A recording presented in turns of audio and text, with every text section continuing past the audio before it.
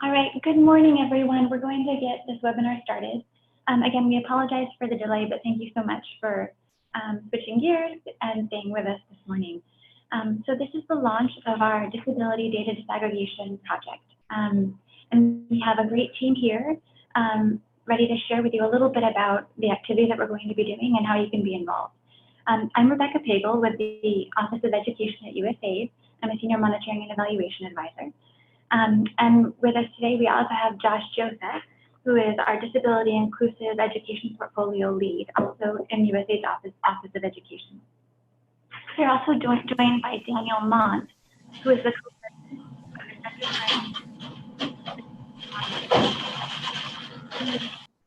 Amy Mulcahy-Dunn, who is the Chief of Party of the Office of Education's DEEP project, which supports our office quality and effective use of data in programming. All right, so welcome, and I'll turn it over to Josh. There we go, great. Good morning, everyone. Good morning. We're really excited to see so many of you have joined on the call, and I'm seeing many familiar names as well. And I really want to mention how much this disability sector in education has really grown over the past several years, and we're very excited to see that. We continuously know that data in terms of disability is lacking in this field. So this project really is we are really hoping to continue to report and expand on this. In 2018, the USAID Office of Education released guidance to our partners. And maybe the next slide, if we can jump to the next slide. So you can see here in 2018, USAID.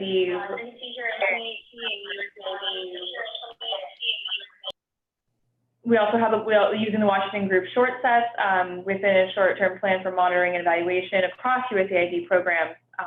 We want to make sure that the mission are advising their implementing partners and local governments to be using the same set and the same approach for data collection, because then that will give us a better way to identify where our gaps are and to really identify what our needs. And that Washington Group of short set questions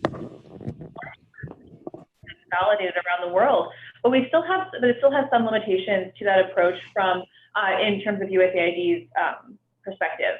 The Washington Group questions do under-identify children with developmental and intellectual disabilities, which is some of the most challenging groups to identify at an early stage.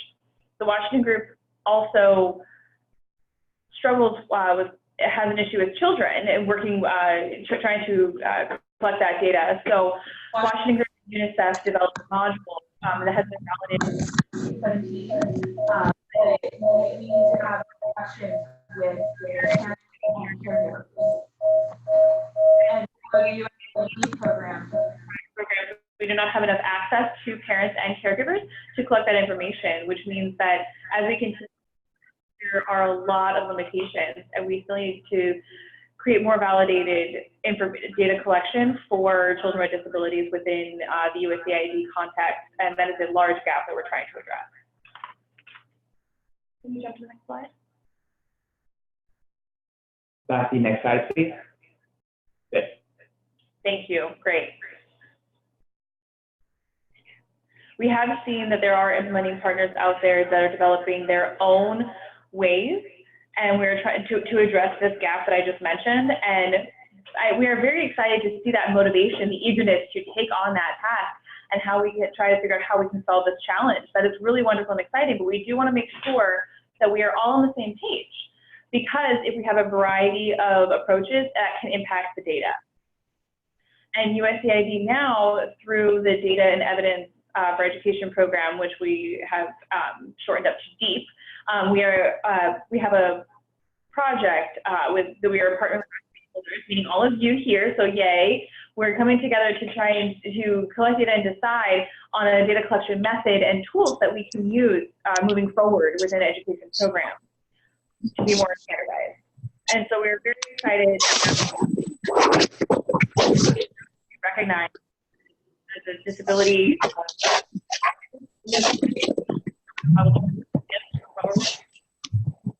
Hello, everyone. Thank you, Josh, and thank you for including me in this project. I think it's an important one. Very briefly, there are three components slide, please. The next slide. Well, I'll just start telling you what they are. There we go. First, we want to have a mapping of all the tools that are currently being used by implementing partners. How data on children being collected in the context of your project. And then in the second stage, we'll then do a meta-analysis of that to see what are the strengths, what are the challenges, what are the problems, the various issues, and then prepare a report on that to be presented at a workshop in the spring of 2020, and from that, hopefully, will grow out a set of recommendations for a methodology that could be used to get good quality data on children with disabilities in the USAID project. The next slide. I can see that what we need is information from you. The first are the survey instruments and whatever protocols or guidance notes you're already using.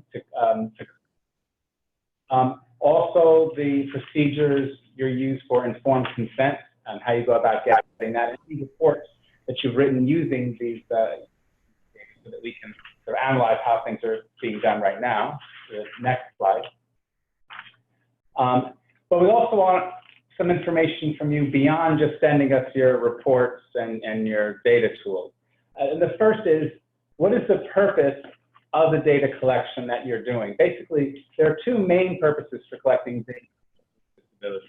One is to disaggregate outcome indicators by disability status to see, are children with disabilities getting served as well? Are they having as good outcomes? To sort of monitor how effective the project is being. But the second purpose is actually to design and deliver services. What are the needs of children with disabilities? And what needs to be done in order to improve the delivery of services? So that question to you, in the data instruments that you've used and the data that you want to collect for your project, which of these is most important? Is it both, or is there some other reason you're collecting the data? Because data collection tools have to be designed with the purpose of the data collection in mind. Next slide.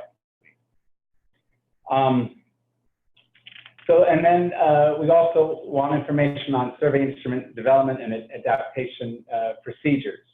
How did you develop that data? What kind of pilot tests did you use? What were the findings and recommendations from those pilot tests? How did you adapt some sense of how these tools were developed and the procedures that were used? Again, so we can find good practices and also so we can make suggestions for improving that process. So the next slide. And then data collection is more than just the tools that are being used, it's the way the tools are administered.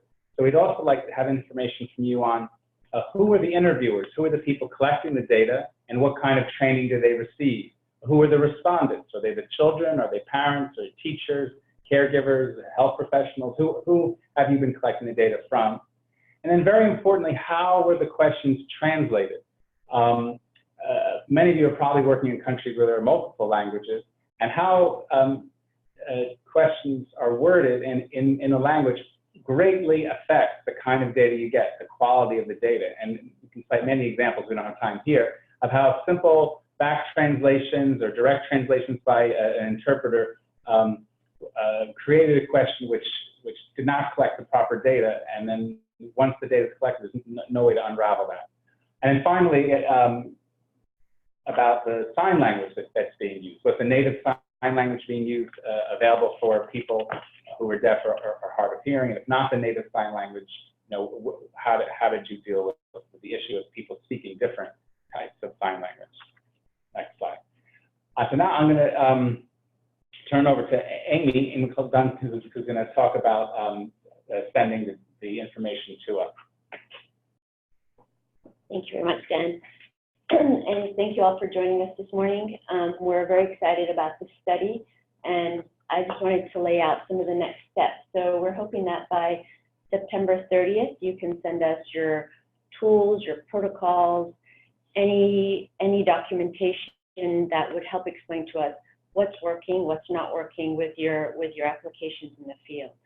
Then in the spring, we'll gather all of this information. In the spring, we'll bring you all together to have a discussion, to come up together with some recommendations for revised guidance on data collection. Thank you. Great. And like Amy said, if you could send that to us by September 30th, that would be really wonderful. We really encourage you to that you have. Really, for us to create the best quality, we need more information. The less we receive, the less we can analyze and determine best practices. So please send as much as you can. Thank you.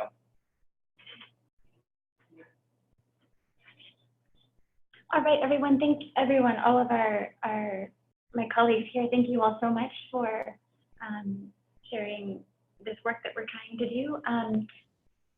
Webinar, we have about 5 minutes for questions, so please feel free to chat to us your questions, and we'll answer them right here.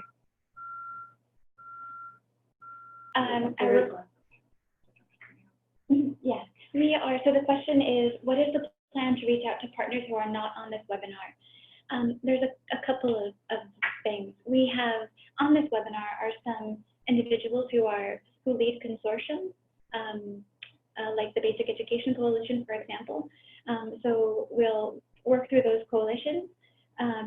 Also, we've recorded this webinar, so we will be sharing this out after this webinar finishes with all of you, and we encourage you to share this with anybody who you think it has any relevance for. So please help us in making sure we capture everyone in the net of this. The question is, do you envision a testing period as well for the tools?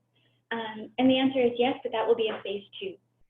In this phase 1 of this activity, we are collecting all the data, and I'll be honest, working very closely, we hope, with all of you to use your experience and learn from your experience using and then once we all agree or come to some kind of consensus on the path forward with a tool to collect disability disaggregated data on children, then we'll move into a phase 2 where we develop or test those tools.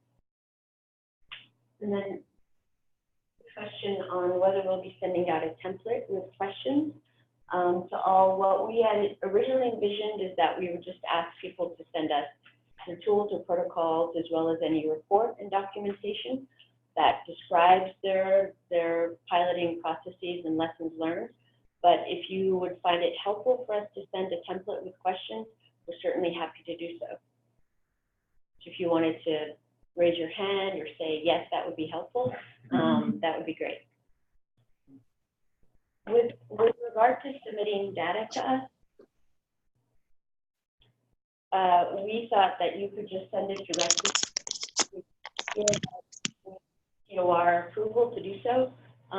Certainly feel free. If you need us to reach out to your COR, we could do that as well.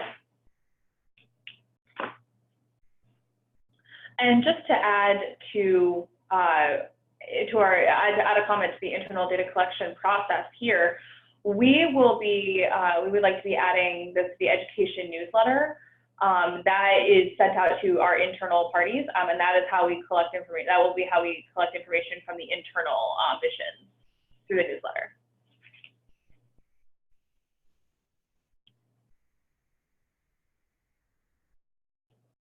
If you have any other questions from people in the webinar? All right, everyone, thank you so much for joining us today. Again, we will be sharing out the recording of this webinar. We do encourage you to share it with anyone for whom it might have any relevance at all, as you help us to information so we can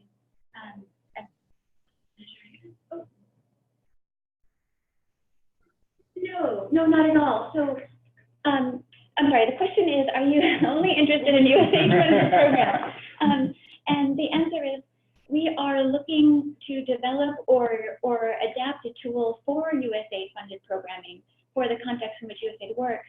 But in terms of gathering information and gathering tools, we're interested in any tool that collects data on children. It does not have to have been used or intended for use in a USAID program. And just to note, we will send out a list of questions for you to, all of those that have participated in this call, we'll send it out to you.